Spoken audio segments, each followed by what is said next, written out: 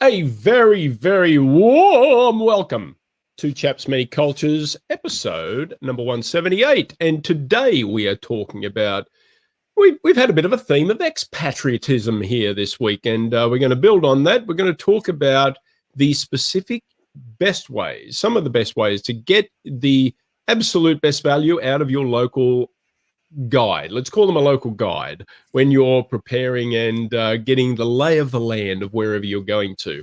So we've compiled some tips, and we've got a free guide. So stick around on how you can get that.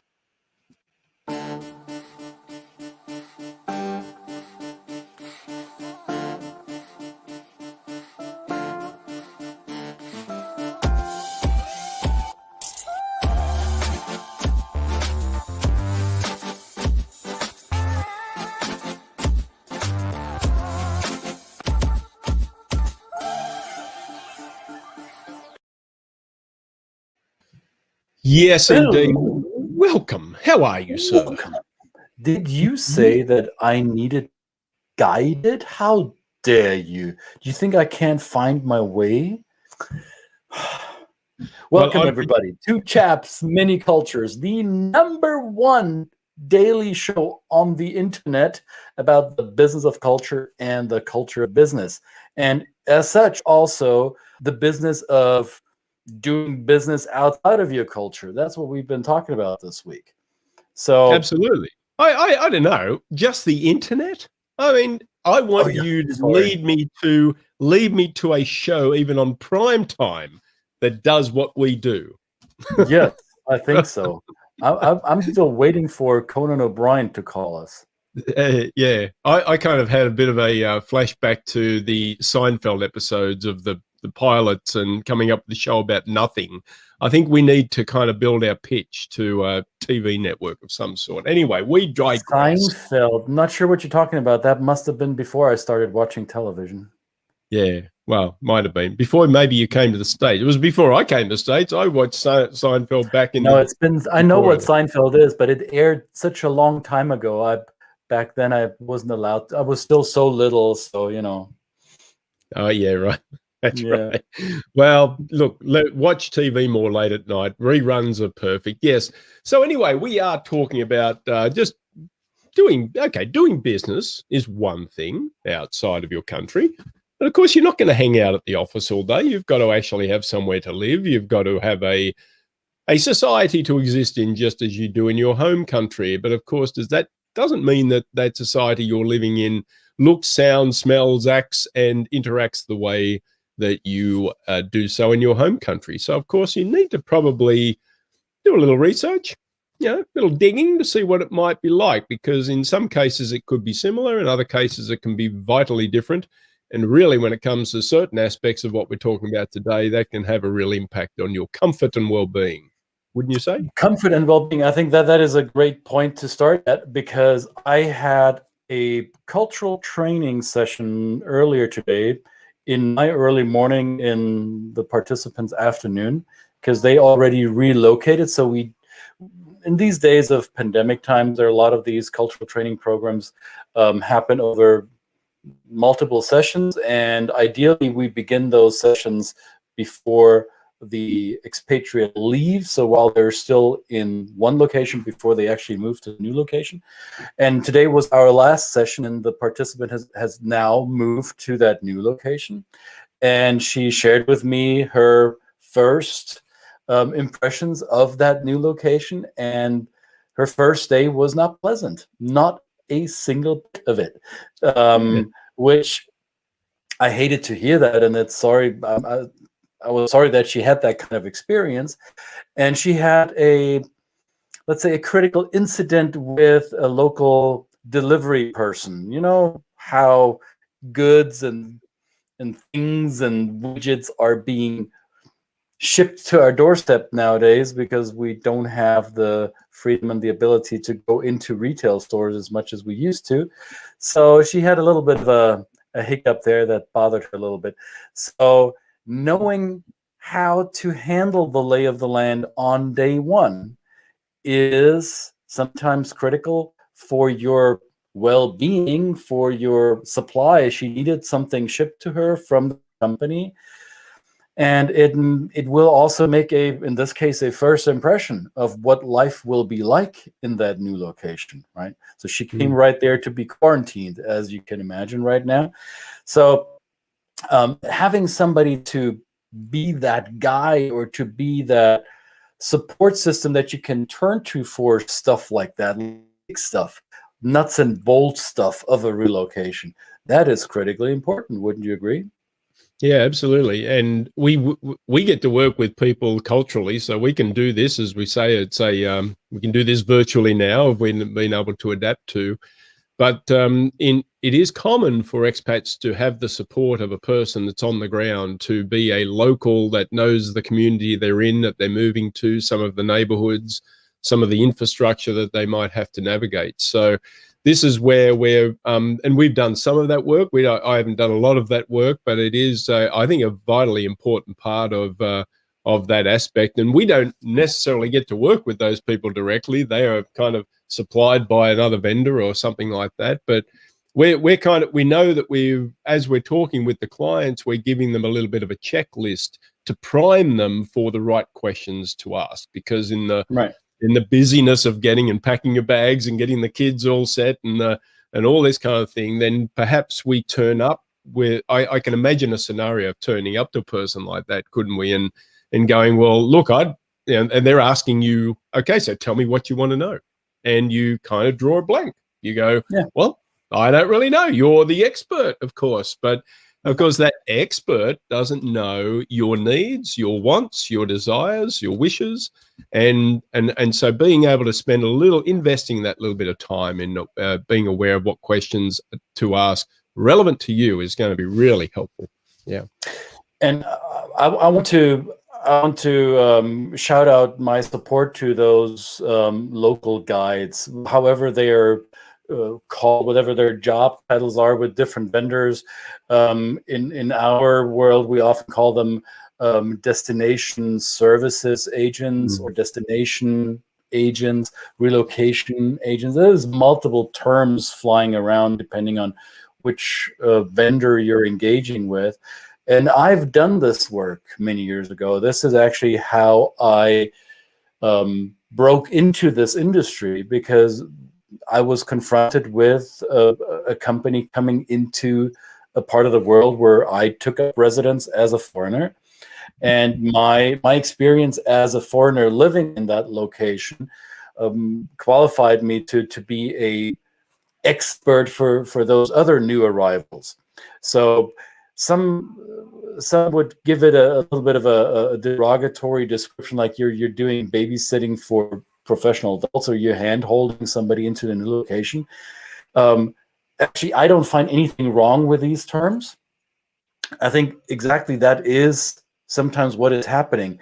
Maybe you find the term babysitting a bit off-putting because it sounds like you as the expat, you can't handle yourself and you need somebody else, a responsible adult, to take care of you. And yet, even though you might find that is not how you see yourself, you will find yourself in a new location being like fish out of water. You will be happy to have somebody to guide you, maybe not to handhold you, but to hold your fin if you're fish out of water. That's the metaphor here. Is that a Finding Nemo reference? Kind of, right? Kind of. So I did a lot of that work. So I went to Social Security offices, to driving clerks, to banks to help them set up a bank account, to visit schools to help them with the enrollment process for their children, to take them around town and give them literally a lay of the land, because I sat them in my vehicle and said, okay, this is what you need to know about this town. This is where you shop. Oh, by the way, where are you from in the world? What are the specialty food items you care about? Well, maybe you're going to be a little bit out of luck here, but the best approximation to what it is you might crave in your times of frustration is that spot over there.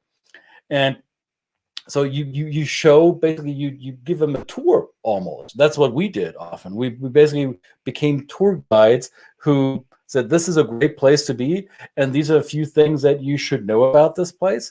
And basically, we were where the rubber meets the road between the cultural training coaching and the actual application on site. And that is a critical step in any relocation, I think. It is where you apply what you learned from Brett and myself, where you take that into action and let it be shown to you by somebody who knows that specific location that you're moving to. Yep, absolutely. And I think that's a good metaphor, though, even though you might not perceive yourself as a fish out of water or a newborn baby, right?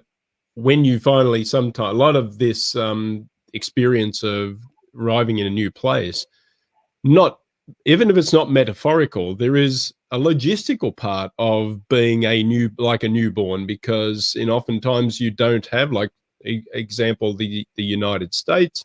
You come here, you basically don't have a social security number, you don't have a credit record.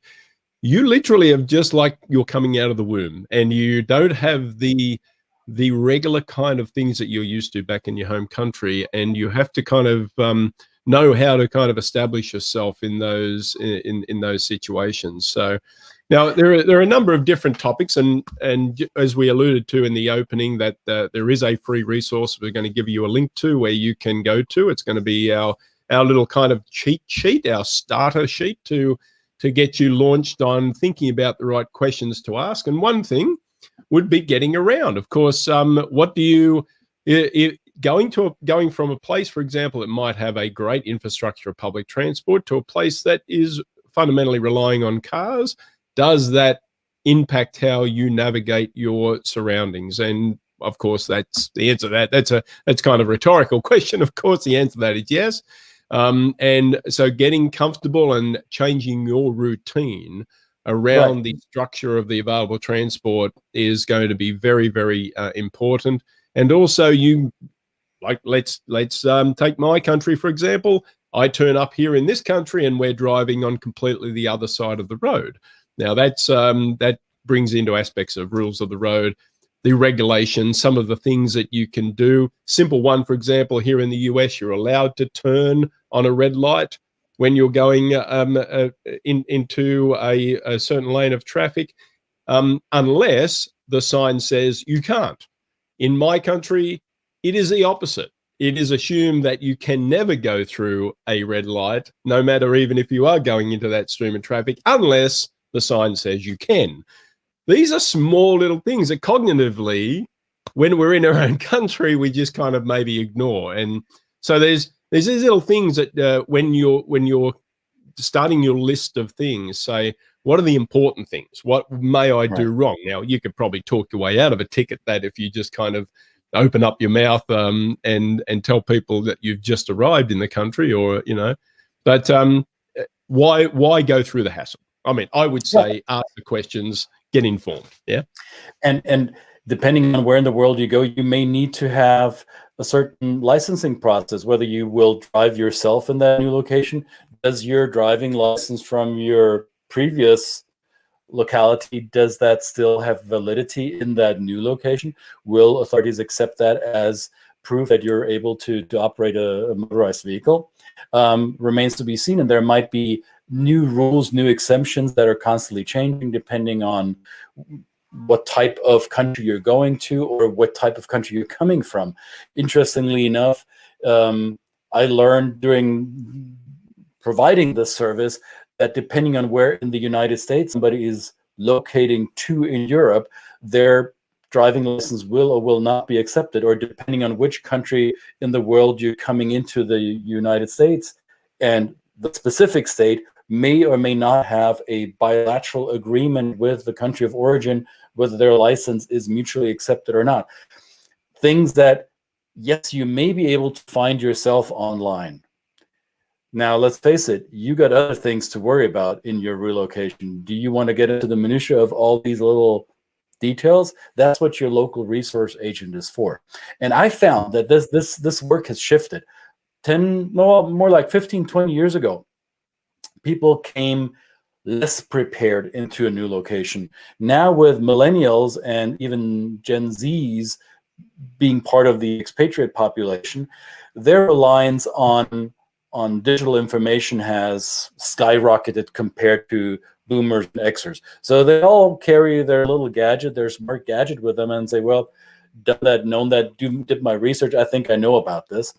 And yet, knowing where the government agency is and what their office hours are doesn't necessarily mean you know how to operate in it and who to talk to and how to talk to them, and maybe what type of communicative approach to take with them to get the best results or to get the quickest in and out.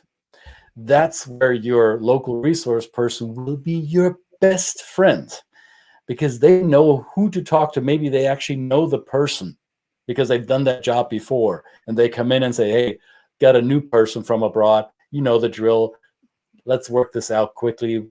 I got all the things lined up here, let's do this, right? So this will save you tremendous amounts of time and nerves. Trust me, I've been there. Absolutely. Well, they're touching on that, segueing into communicating, is of course we talk to people about what some of the different communication styles are culturally, between the country you're coming from and what your preferred style might be and what you'll encounter in your new country. But that also comes into play in the logistical part of communications. So internet systems, television, things like that. You might there might be a different way. How do you make phone calls? Important things. We'll get into safety later, but like, what is the local number for emergency services? These are, and how do you prepare yourself mentally? We'll get onto this in a little bit, but right. These and then systems for packages and mail and that kind of thing. It seems so ubiquitous here in this country, where we order something, it arrives the next day via a certain couple of companies, but those companies may not exist or may not be the preferred deliverer in your new country, or new location. So getting ready for that. Simple things like the UK, it was always a surprise for people that went to the UK to find that even for a television, you had to register for a television license, and for each TV. And there was a surveillance system in place that would come and park their vans out the front, and they could tell if you had a TV, an additional TV, and if you weren't paying the correct license, or you hadn't applied for that license, then you would cop a fine. So these are simple not just in the UK. Yeah. Same thing in Germany. There is Germany too, right? Yeah, okay. there is. I think it's called the GEZ. I forget what the acronym stands for. They'll come to your door, and they will have counted the number of devices that access. And there's plenty of conversations domestically about, oh, is this fair, and how much should we pay, and is this nonsense? Again, the lady that I worked with earlier this morning, she told me about her negative experience on day 1, and then she gave me a positive experience on day 2. Today was her day 5, by the way. On day 2, she said, well, and I talked to the super or the maintenance person in our apartment complex. So she's got temporary housing right now for 4 weeks. And I asked her, well, have you been able to plug into the local media, right? Are you trying to pick up some of the local language by using television, radio while you're in quarantine? She said, no, I'm not ready for that yet. And my TV was such a lousy old piece of crap. And then she talked to the property management person, and she said, what a sweet soul. He came in on the second day and brought me a brand new TV screen, a smart TV. Now I can access my Netflix and my Amazon Prime. And now at least I'm not bored during my quarantine time. So yes, her communication skills that we practiced during our cultural training helped her to find a sweet soul who was helping her getting that technology logistics set up. Not always will it be that easy, right? So sometimes you'll have to do some heavier lifting to get that set up. Again, that's what your local resource person is for, to help you with. Absolutely. And as I mentioned, so we talk about safety and medical.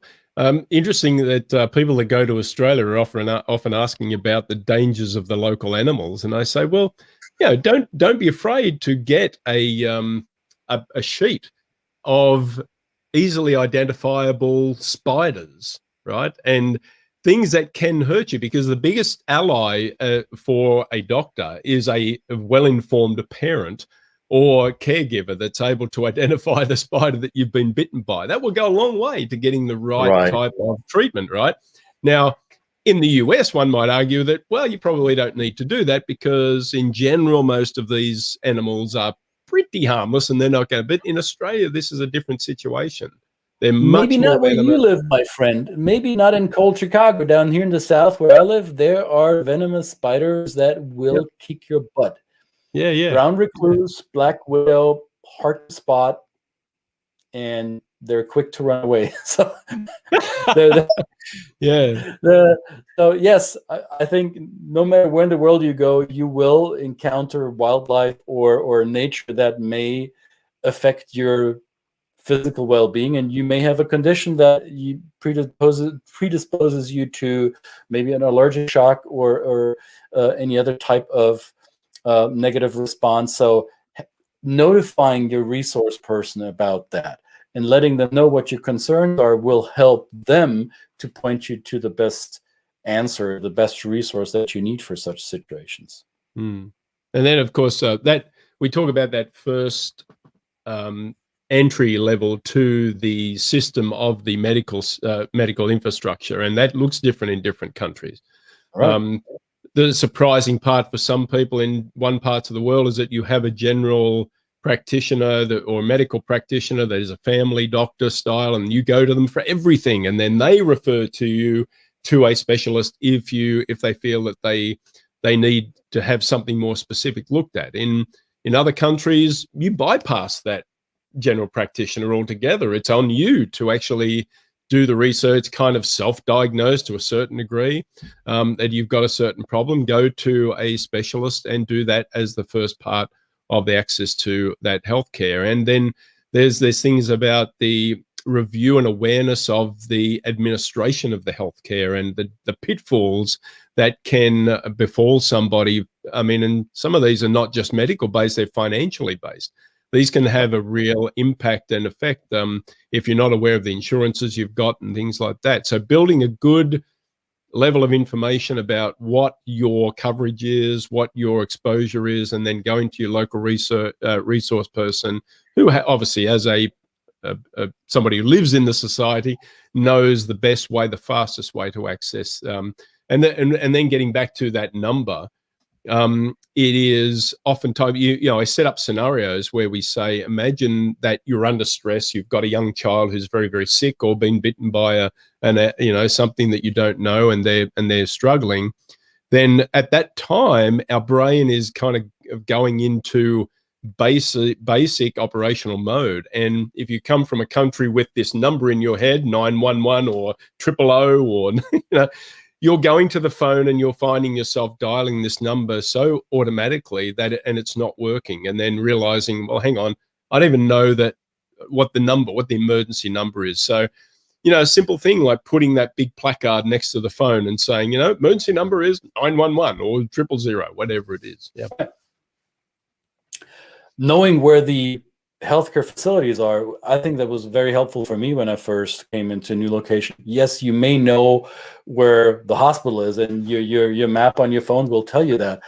It doesn't necessarily tell you which of these hospitals maybe has the best pediatric department because you got little kids and you want to take them there, and it's maybe another 3 minutes to get to this rather than to that facility, right? That eventually will save you time. Or where's the closest dentist, or where is the gynecologist that speaks maybe some of your native language, because you have a woman or women in your family who may not speak the local language as well as you do, and you want to provide them with a service that may be helpful because they speak a little bit of your native language. All of these things are really hard to find out online, or are very time consuming, and an experienced relocation service agent will know these things and they will point you in the right direction. Yep, absolutely. And then, of course, one of our favorites, of course, is shopping. Now, I always want to know where I can get my Vegemite if, I'm not getting care packages from from home, but these are just things like specific foods, being aware of, maybe making a small checklist of what foods that you or maybe your children or other people in your family really, really love. And at that point, when you run out, are they available in your new country, new location? So you can compile a small list of these, and or you might be able to find from a local resource, ask them specifically, what would you suggest might be a great substitute? There are certain things that you can't buy here in the US that I would love to be able to buy, but there are substitutes, some of them to a certain varying degrees of success, of course. And so you want to kind of personal care items, a really good checklist of personal care items that you like. Are there any substitutes for those? These are, because this comes into very personal aspects of your life, but to the ability you're comfortable with sharing this with a local resource to make sure that you don't find yourself having to kind of spend all that invaluable time Googling places or walking up and down. How often do we work with people that say, look, I spend half of my time grocery shopping just wandering up and down the aisles, wondering where the hell everything is. It's or what's the name of it, or what's the, if you are somebody who likes ingredients. Somebody mentioned this the other day. A client of mine said, I'm somebody who really likes to look at ingredients because I work with a food company, and it's just a natural thing for me. Now, of course, I'm in this country and I don't even speak the language, and it's all in another language. So I'm kind of blind now. I don't know how to read the labels. That's a very important part. Yeah, I found, and then this may be different in different locations, but in the cities that I served or that I've been connected to through the training and coaching work that I've been doing, I found that in many locations where there is a substantial number of expatriates coming in and out, there is a group of experienced local agents, and typically the good ones, I think, they cultivate a tribe around them, a tribe of expatriates that befriend them over the course of their assignment. And oftentimes with social media now, there are local social media groups that have developed. As a German living in Atlanta, I can attest to that. There is a group for German speakers in Atlanta on Facebook and as well on LinkedIn, and they're big. And somebody asked the question, hey, I'm looking for this type of, I don't know, special ground flour for this kind of bread that I'm baking. Anyone know where I can get this? And then the crowd cloud wisdom will then come up with an answer. But typically that is the nucleus of that are the relocation agents. They set up these groups. They become the nexus of information. And if you have somebody that will be your relocation agent, as I said earlier, they'll be your best friend. Maybe they'll even be your ongoing resource for the time that you stay there, whether your company is still paying them to do their work or not, but they will say, hey, here's the group, here's the tribe, here you get the information from those who've been down that path before you. You don't have to blaze your own new trail because others have gone there before you. Right? Yeah. So that's how I think social media has helped in that regard, that that information doesn't get lost. It is collected now and maintained in some of these online groups, forums. Yeah, absolutely.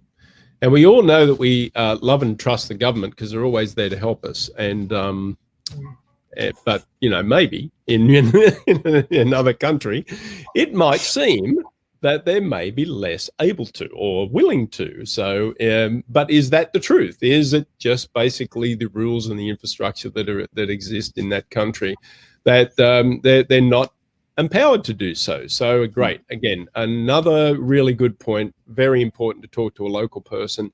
You can just shortcut some of these intricacies. So when it comes to banking, government agencies and things like this, these are things that really impact your level of comfort and, of course, your adherence to the rules in some countries where rules are rules and never to be broken. So very, very important that just shortcutting that with a great local resource, whether it's kind of first initial landing or ongoing is really important. Yeah, exactly. Yeah, sure. And finally, you also want to know what you do outside of work, right? So sure, you can find your activities that interest you by yourself, and yes, you are online literate now, we get it. Yet there is always those local little secret tips, right? Those secret knock activities that may not be published online or may not be findable the way you might think. So it always helps to know somebody where I can get this or that, right? Or where will that band play, or that team compete, or where's that theater production that I heard about, but now I can't find it anymore. What do I do if I want to go to this public pool and I'm not sure if I talk to the right person? Or I mean, again, I'm going back to that very same lady that I worked with earlier today. She's moving, or her work is in a town in Europe where there is a public transport system that also offers citizens of that city access to these public wellness facilities like pools and saunas and a park area. So your pass, your little account card that allows you to hop on the train or the bus is also your entry ticket into the public pool. But unless a local agent tells you that, you won't find out, right? So I'm repeating myself. Talk to your local agent. They'll have the tips that won't be as readily available online, and they live there. They will definitely know better than anyone else. Well, that's a very common thing here in the like Chicago area, where if you're a resident, you have certain additional access outside of the regular hours or the regular access to that maybe a tourist does. And so that is a little bit of a superpower if you have the ability to show a residency and an address, that you can get access to these. So, you know, and as both Christian and I think we're both the same in this. We love digging in, even as tourists, digging into what the locals do. So now you're actually a local. You get to do that with a little bit more maybe time on your hands. Of course, we're recording this in the time of a pandemic, and these are little things that possibly at the moment that don't look the same as what they would normally do in regular circumstances. But we still want to plan this. Obviously, we're not going to be in this forever, and you want to be able to get out and about and not be confined by your four walls in your home, and so that's important. And then, you know, grocery outside of that is kind of like restaurants. If you're having you want to go out for dates and things like that, what's the level of restaurant classes and things like that, and the expected prices? You know, what kind of stick shock are you expecting from your home country? And these are all wonderful things to just, again, asking a local resource that, you know, actually live their life in that community. This is, you may only get access to these people for a very, very short time. Right. And what we're trying to do here. Or not.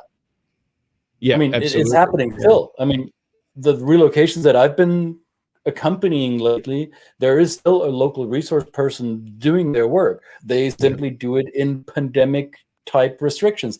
And guess what? Your local resource probably knows best what the current present day pandemic restrictions are. In some countries, those lockdown, unlocking, restriction, not restriction, all these regulations are sometimes changing on a dime, right? And they're often decided by local municipalities and not so much by a countrywide government agency, depending on where in the world you're going. So your local resource person, they will definitely know what today's status quo is around it and what you can do, what you can't do. And they will have much more immediate answer for you than any abstract recorded video can do, like we do, or your pre-prepared online guide that your company paid a service provider to produce a year and a half ago, right? So the most current information will come from somebody who's got boots on the ground. Absolutely. So as we mentioned before, we have put together a short little checklist prompt for you to think about some of these questions. And can we throw up the link of that? I don't know. Did we put the link? Yes, I'm sure we've got the link somewhere. I put it in the comment box. And, oh, yeah, perfect. Yeah. And here, if you want to write it down from your screen, this is how you can get a hold of it as well. There's a lot of lines and underscores, but I think it's easiest for you to click the link in the comment box, or if you're watching this on YouTube, there is also a link in the video description. You can just click on that as well. Either way, that will get you to our worksheet that is for you, complimentary, because we're nice guys, believe it or not. You may not think of us as nice guys, but here's proof that we are. Just trust us. Ask a local resource. They'll tell you we're nice guys. Yeah, sometimes. Well, absolutely. Another one in the can, episode number 178. And tomorrow we're going to be back with an expert, a real expert.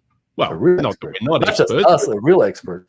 Another expert that has built a wonderful career from her experience of working around the world, and has developed a really great relationship and set of informational resources. And we're going to talk to her tomorrow, that, for just building another little bit of this pattern on the support of the globally mobile. That is the globally mobile. That's what we're calling them. Yes. Globally mobile in this world.